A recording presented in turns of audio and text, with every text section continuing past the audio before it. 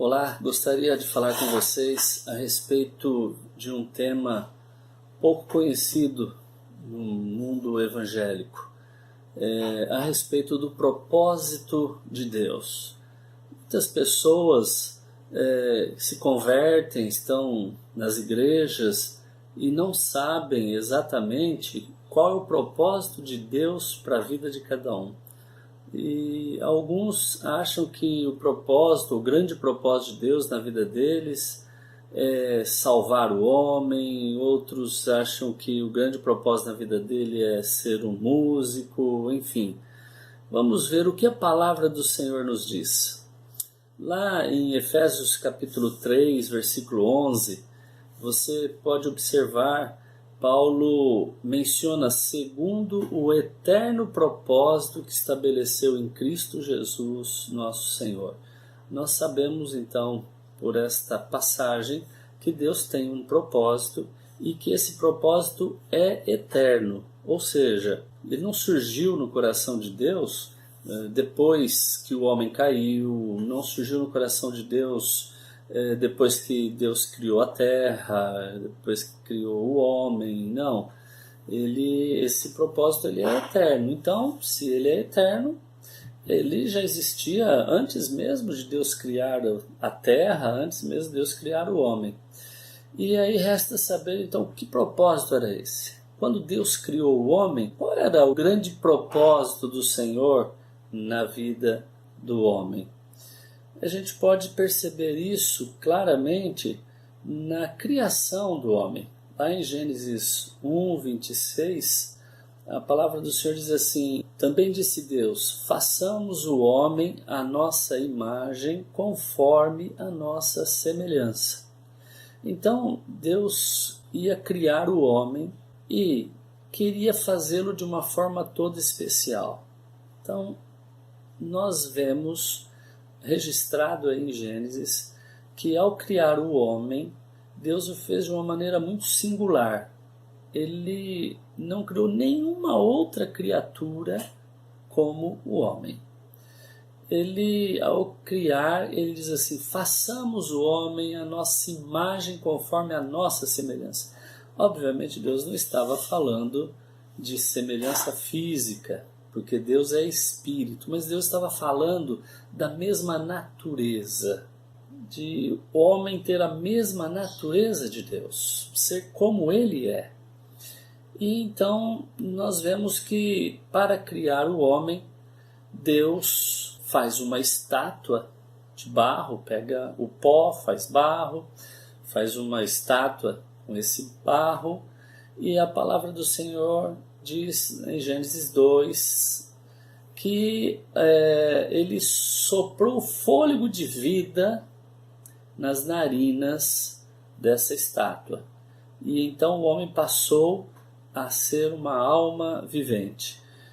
Então nós percebemos aí que para Deus poder criar uma criatura que tivesse a sua imagem, que tivesse a sua semelhança, ou seja, a sua natureza, era necessário que Deus desse a esse homem o seu gene. Nós sabemos que hoje o homem, a mulher, quando geram filhos, esses filhos sempre nascem parecidos um pouco com o pai ou com a mãe, ou às vezes com o avô, com a avó, enfim. E isso se deve aos genes que o pai e a mãe passam para essa nova criança.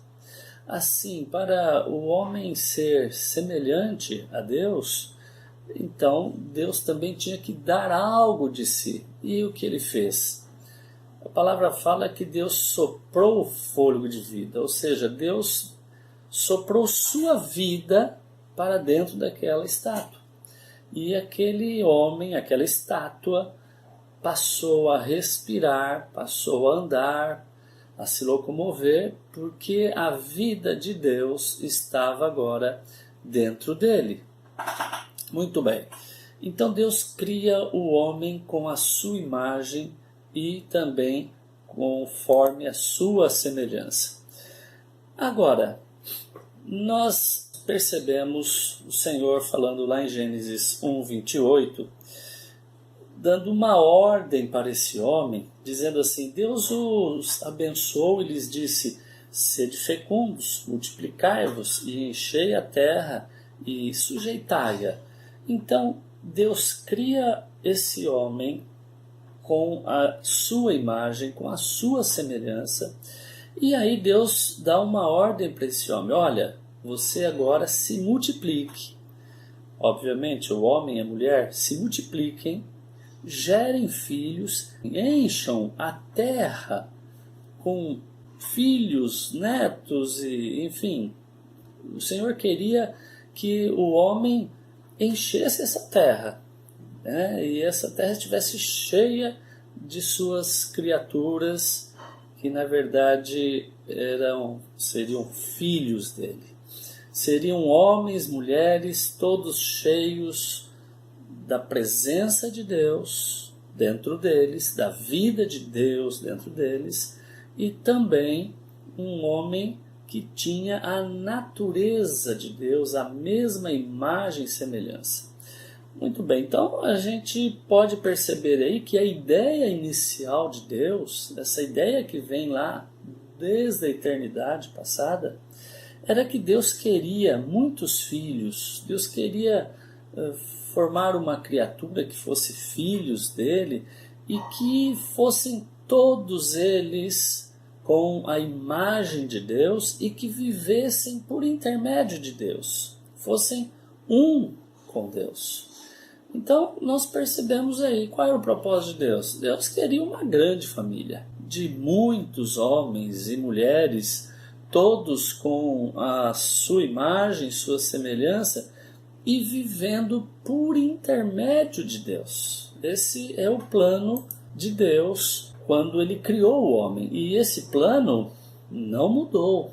O plano, esse propósito, ele continua o mesmo. Depois nós vamos ver que ele não mudou. Mais à frente nós vamos estar falando, vamos ler Romanos, onde Paulo menciona isso. Muito bem. Deus também deu mais uma ordem para esse homem. Além dele se multiplicar e encher a terra, Deus queria que esse homem governasse a terra. Então, em Gênesis 1:26, no final de Gênesis 1:26, ele diz assim: tenha ele o domínio sobre os peixes do mar, sobre as aves dos céus, sobre os animais domésticos, sobre toda a terra e sobre todos os répteis que rastejam pela terra. Então, o homem, ele tinha a incumbência de, tendo a imagem de Deus, a natureza de Deus, precisaria encher a terra, se multiplicar e encher essa terra, de muitos homens e mulheres também com a imagem e semelhança de Deus, vivendo por intermédio de Deus. E por fim, governando a terra, governando os pássaros, governando os peixes, dominando sobre todos os animais, sobre os répteis que se rastejam, sobre todos os animais da terra. Então, Deus deu ao homem essa incumbência. Muito bem. Agora, tinha uma coisa que o homem não podia governar. Tinha uma coisa que o homem não podia dominar. E aí a gente fica perguntando, e o que seria? O que o homem não poderia governar? O que o homem não podia dominar? O que Deus não queria que o homem dominasse? O que Deus queria que o homem não governasse? A resposta é muito simples. Deus não queria que o homem dominasse ou governasse sua própria vida. Exatamente. Por quê? Porque quando Deus cria o homem, Deus, ele sopra de si mesmo, ele envia seu espírito, sua presença, sua vida para dentro daquele estado. E o homem só vivia, só se manifestava, só falava, só pensava, porque a vida de Deus estava dentro. Nós vemos aí que Deus criou o homem para viver por intermédio da vida de Deus. E aí nós vamos ver então a queda desse homem.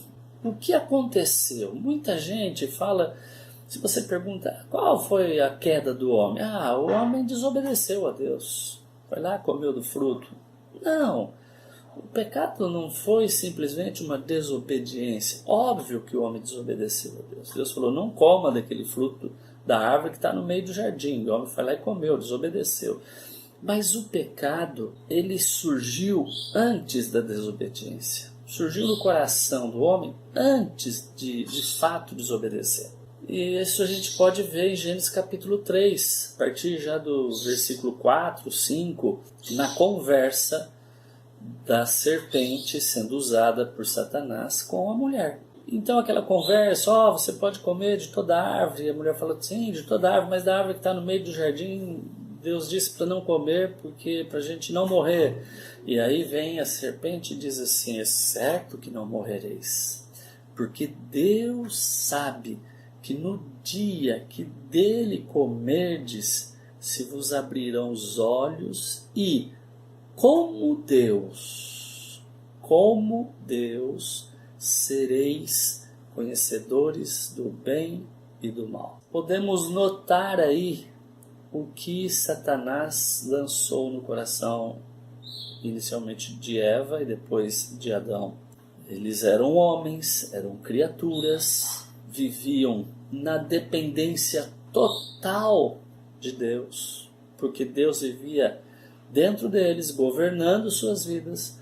E então, aí o homem vê uma possibilidade de deixar de ser apenas uma criatura, de ser, na verdade, um Deus, de ser seu próprio Deus. E então entra no coração dessa criatura um sentimento, um desejo de autoendeusamento, um sentimento de independência de Deus, de não querer mais depender de Deus. Deus governava a sua vida, agora esse homem quer ele governar a si mesmo, ele quer tomar as decisões, ele então quer se sentir livre dessa dependência que Deus o havia colocado.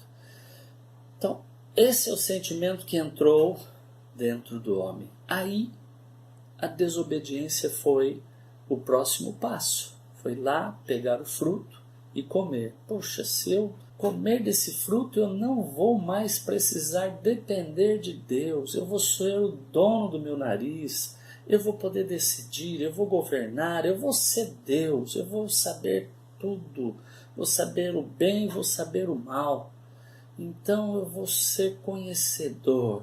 E aí tomou do fruto e então esse homem caiu. E nessa queda, o que acontece? No exato momento em que o homem, que a mulher, comeram do fruto, Deus saiu de dentro deles.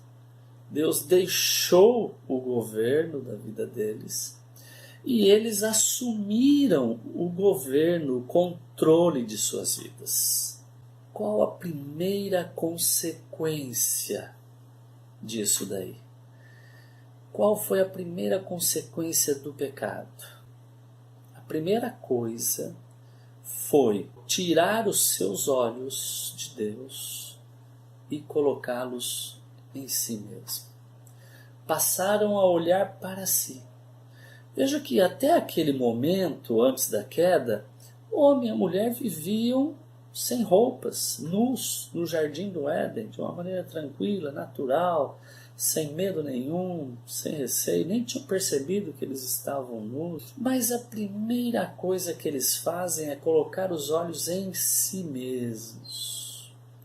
E ao fazer isso, eles notam que eles estão nus. E tem medo. O medo surge aí, após a queda. E tem medo porque, ao perceberem que eles estavam nus, pegaram folhas, parreiras e e foram fazer cintas para eles e tentando se cobrir, porque eles perceberam que eles estavam descobertos, desprotegidos. Deus que estava dentro deles os governava e os protegia. E o homem não sabia o que era medo, não temia nada. Por quê? Porque o Criador do universo estava dentro deles. Mas agora Deus saiu do controle de sua vida e o homem assumiu o controle de sua vida. Então agora eles estavam por conta deles. E ao perceberem que estavam por conta, se sentiram exatamente descobertos, sem proteção, e aí eles têm medo. E aí vem Deus atrás desse homem, para que esse homem pudesse estar arrependido e se voltar a Deus novamente. Mas o que nós vemos é um homem agora querendo fugir da presença de Deus, se afastar de Deus, não querendo nada com Deus. Porque Deus vem no jardim, no lugar onde ele sempre aparecia para Adão, e Adão não está ali. Deus começa a chamar Adão. Adão, Adão, onde estás? Deus, que sabe todas as coisas, que está em todos os lugares, sabia exatamente onde Adão estava.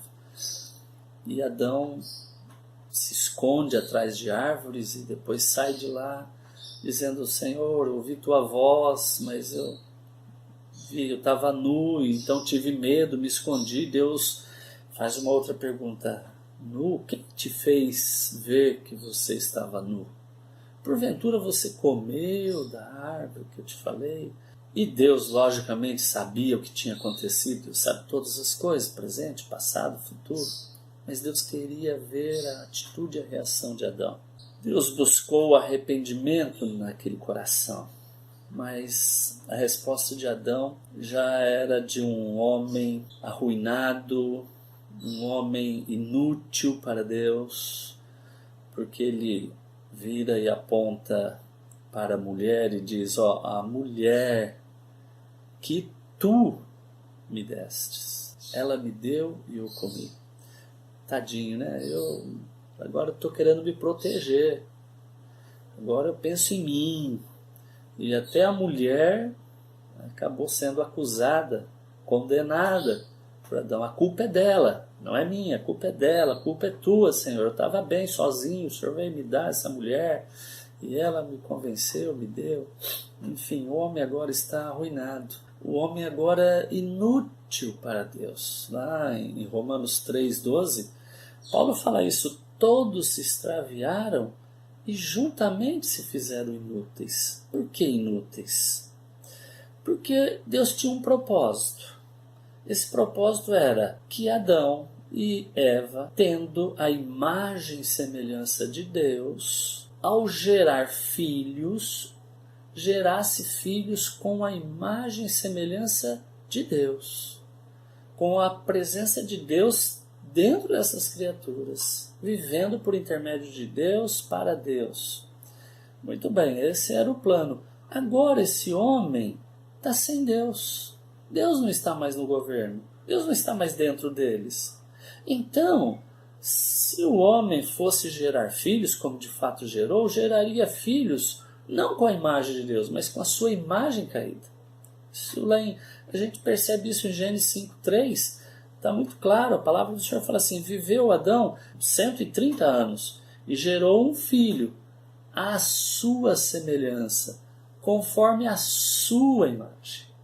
E aí deu para ele o nome de Sete. Então, nós percebemos que Adão, ao gerar filhos, gerou filhos com a sua imagem, com a sua semelhança. E aí, como que o homem pode estar cooperando com Deus para o propósito de Deus? Encher a terra com homens e mulheres, todos eles com a imagem e semelhança de Deus, se ele mesmo não tinha. Então aí vem a restauração desse propósito. O Criador se faz criatura. Aquele que criou todas as coisas e aquele que criou o homem e a mulher, ele se faz carne humana.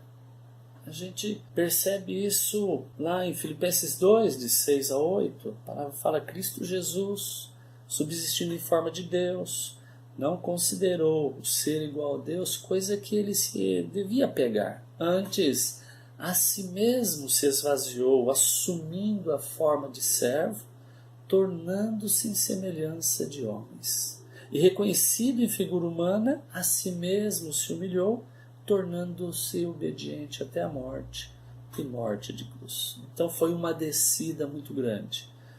Ele veio aqui, o Criador deixa sua glória, deixa de ser onipotente, deixa de ser onipresente, deixa de ser onisciente. Então ele deixa os atributos de Deus e se faz então uma criatura. E o que ele veio fazer aqui? Muitos dizem que Jesus veio salvar a raça de Adão.